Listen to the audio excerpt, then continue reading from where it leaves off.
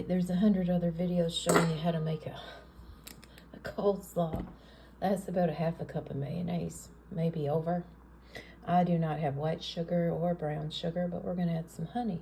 I'd say that's 2 or 3 tablespoons. I don't know. We always mix this up first before we throw in our coleslaw, because our cabbage and such, because this is going to, you know, if you throw it in and then add the ingredients and mix it up 100 times, it's still going to get more or less of something. There's the salt and pepper. I like a lot of pepper on my coleslaw.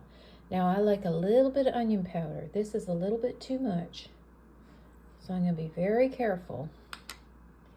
And then a little bit of crushed garlic. That even might be too much. Just a little bit. I just like salt, pepper, mayo, and honey or white sugar. And you can use vinegar, but or you can use half a lemon. Now the trick with this fandangle thing is I put it in both ways. Okay? I put it in this way first. Hold on, I gotta show you. I'm one-handed bandit today. I put it in that way, you know, booby side up. Okay? And I know you're probably saying, "Ew, look at that. Look at the skin." We're not eating the skin, sir or ma'am. We're just, you know, we're just eating the innards. So I do it that way. And I give it the old skipper flavor.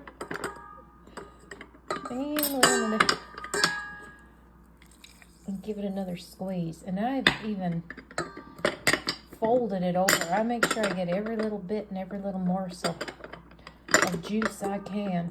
I treat a lemon like my ex-husband. I try to squeeze that thing for all it's worth, all the money it's worth. Get every last drop. Okay, what are we doing now? Salt, pepper, I don't know where my honey, mayonnaise, onion, and garlic. Okay, so we're gonna mix that up.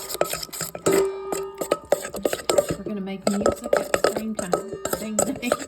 That's the sound that goes off in my head. Why am I making this now? Because we're not eating it today. Always make your coleslaw the day before. Just like a cake. Never make your cake the day of. I hate that when I see people waking up and baking someone a birthday cake. No. I should have a whisk.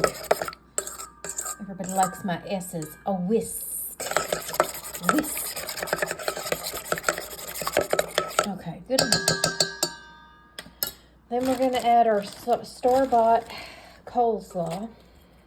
Okay, and yes, you could buy the, what is that called? Pre-made dressing or whatever, but this is better, tastes better. And we're going to cover this, we're going to stir it obviously, and we're going to cover it and let it sit overnight.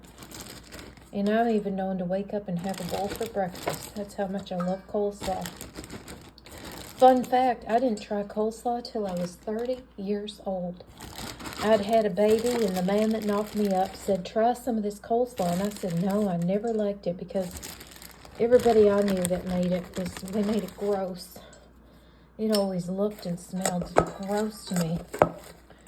And he made me try it. You know, back then I didn't have many choices like you modern day women. And after that, I was hooked. Every time I had a catfish dinner or just for a snack, I love the coleslaw. So anyways, we're going to mix it up real good. You get my drift. And let's just, hold on. All right, and there we go. And we're going to put it in the freezer and try it. Look at this. You can see they're slacking down there at the factory. Always test it. Because if anything, you got to add a little extra of this or that. But I've been doing this long enough, I know, you know, by taste. Yum.